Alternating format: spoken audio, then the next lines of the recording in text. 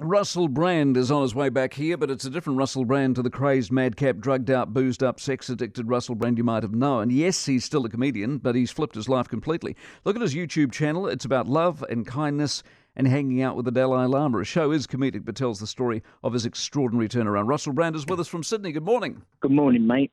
Russell, first of all, the virus and whether you're thinking about it, whether it bothers you, whether you're afraid of flying. Where are you at with that? I think isn't it difficult when there's a news story that covers the entire globe, that sort of makes it clear that whilst there are certain sections of the population that are more vulnerable to it, it could potentially affect anybody. What an incredible and strange reminder that we all share the same space, that we're all connected to each other, we're all contacting one another.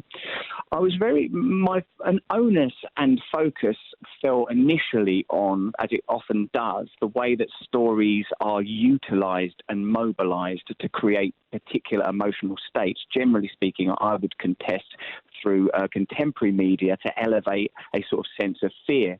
However, when I heard that there was a confirmed case of coronavirus at a venue I was due to perform in Perth, I felt like, wow, am I actually going to just go? And like the show that I do, my live show that I'm in your country performing, Recovery Live, it involves a lot of contact. I go out into the audience, I'm touching people, I'm shaking hands, I'm embracing people. We're really, we're getting into one another in the most socially acceptable and ordinary way.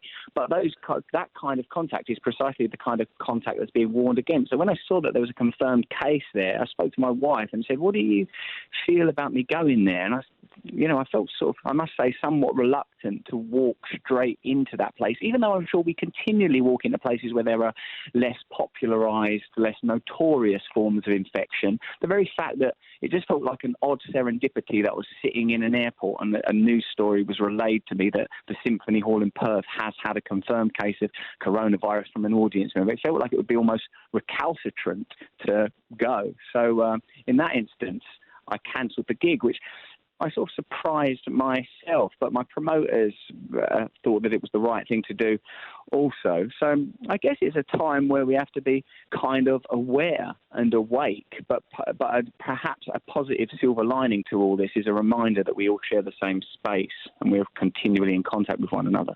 And what do you make of the panic and the panic buying? I think, in a sense, I identify with it because I feel that we've been trained for a lifetime to medicate and mediate our emotions through purchase. Make yourself feel better, treat yourself, buy yourself a new pair of trainers, sneakers, or a new lipstick, get your hair done. I find myself doing that, not necessarily the lipstick, but all the others. I find myself trying to mediate my emotional experience. I don't feel good enough. I might buy something. I might eat something. We've been trained for a long time. Capitalist consumerism requires that we mediate and medicate our emotional states through purchase. If people dealt with their problems by talking to other people or by dealing with emotional problems directly and only purchasing things for utility, I need one pair of shoes. That's it. I've got some shoes, I'm done. But once you're buying shoes to make yourself feel better, you can never have enough shoes because you can never make yourself feel better. It's curious that what it boils down to is toilet roll because, after the apocalypse, whilst there may be a lot of defecation, hygiene that's that meticulous may not be a priority. But I'll be willing to use a leaf if society's crumbled. Which brings us to your show, of course. How much are people expecting of you just to sit there laughing versus who you are and what you do these days, which isn't necessarily funny at all the time?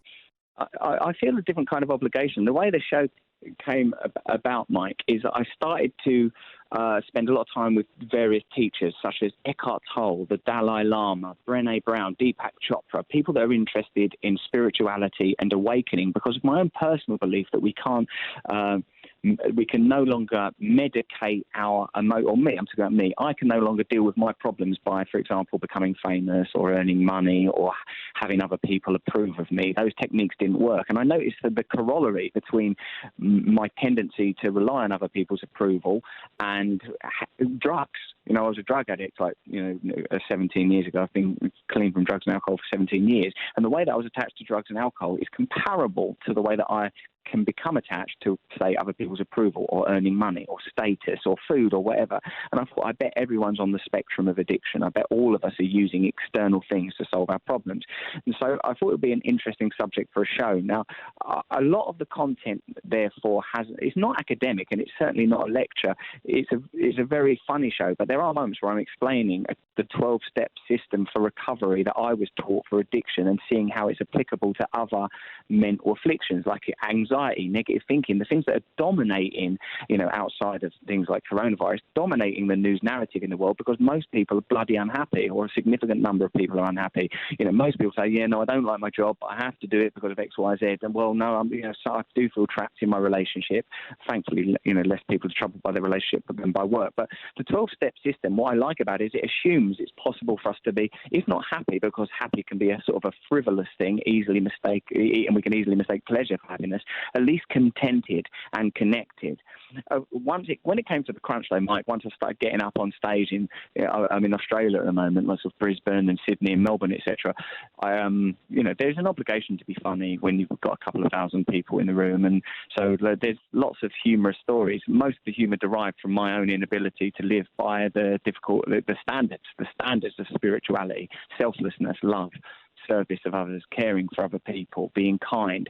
Where I regularly fail in achieving those standards, there is a lot of humour, even though I recognise I sound somewhat academic in this conversation. Do you think that the addictive behaviour is directly linked to success or fame, or does, say, the addictive behaviour lead you to seek fame and success? No, I think that addictive behaviour, when it's in the forum of fame, creates different stories. If someone that's famous is a drug addict, that's interesting. If someone is homeless is a drug addict, good luck.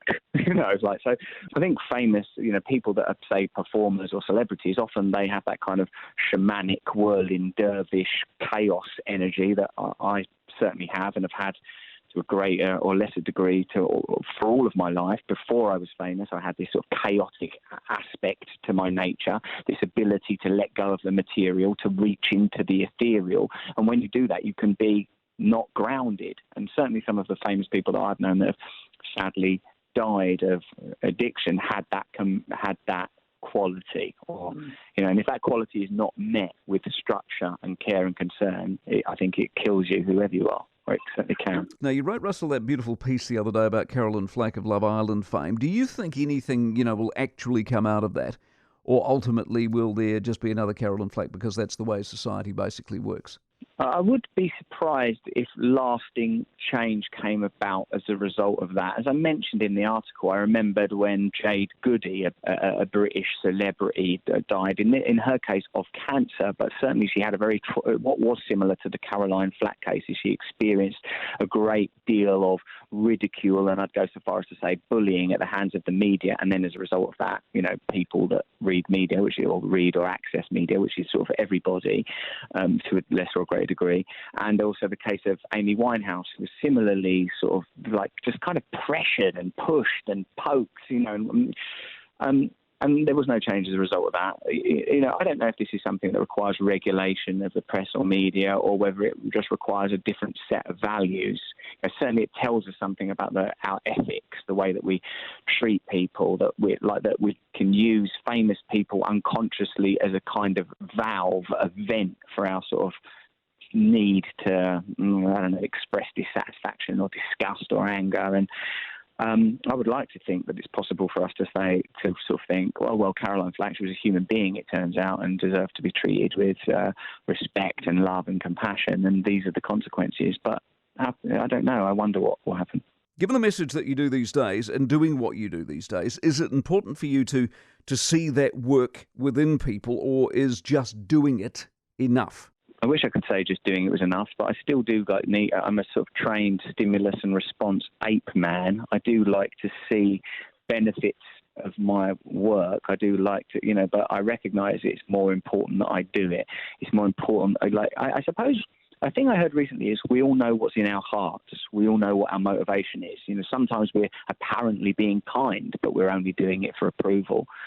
So for me, it's important to know that in my heart, my intention is to care for people, to be truthful and loving. And when I drift away from that, which I regularly do, I often drift back to thinking, no, what matters is what I want, and that people admire me and people care about my feelings.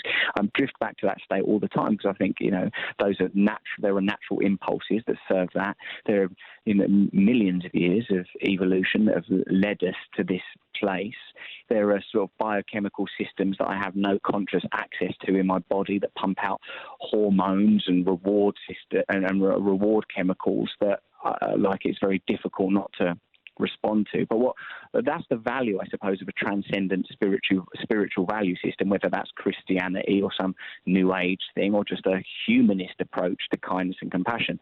We have to have some fixed values. This is how I treat people. This is what I do. This is what I don't do. It's very valuable. Otherwise, I think we are at the mercy of our instincts and at the mercy of social constructs that require us to continually be either anxious and afraid or full of desire so that we behave like obedient citizens and good consumers. Do you have any regrets as you sit there, where you are today and you look back where you were and all the people in life who go through this transformation, no matter what form of transformation that is, they get to the point where they go, oh my God, if only I'd known this sooner. Is that where you're at? Part of my 12-step, that I've been taught this system that's available to anybody that wants it, that I think will work for anybody. And part of it is about amends, that if you have harmed anyone, you make amends to those people, and living in amends. You don't make the amends if you sense that person would rather never see you again. Sometimes the amends are abstract. Sometimes you make amends by not being the person that you used to be, and by living a life of kindness and compassion and making symbolic gestures to individuals or groups that you feel that your past behaviour may have been harmful for. And that's certainly a big part of my life, to live in a conscientious and loving way. I don't have regrets in the sense of, I wish I hadn't done that, because I recognise that that's pointless, that we cannot travel backwards through time and undo things. What I can do is be present in the moment and try and be kind and compassionate to everyone I deal with, be respectful to people, whether that's you or my wife, and recognise that you are the same as me. You're born, you're going to die, you've been through heartbreak, you've lost people that you love, you've lived the life of a human being, and that we have more in common than we have that separates us. And if I focus with gratitude on the things we have in common, then I'll be able to accept the ways that you and I are different and the way we see the world differently, and accept that there's room on the planet for all of our beliefs and value systems, respect wherever you fall in the political or social spectrum, and to perhaps look at, examine, and where necessary, challenge the overriding constructs that are preventing ordinary human beings having agency in their lives, being able to live how we are intended to live, in cohesive, tribal, compassionate societies where competition is, to a degree, competition is part of who we are, but it's not all we are. Brilliant way to be. Looking forward to seeing you over the weekend. I appreciate your time very much. Thank you for your intelligent questions and your patience with my long, laborious answers. I promise you the show is actually funny, in spite of how I've been. It's what you bring out in me, Mike. Well done. Russell Brand, hell of a nice guy, isn't he?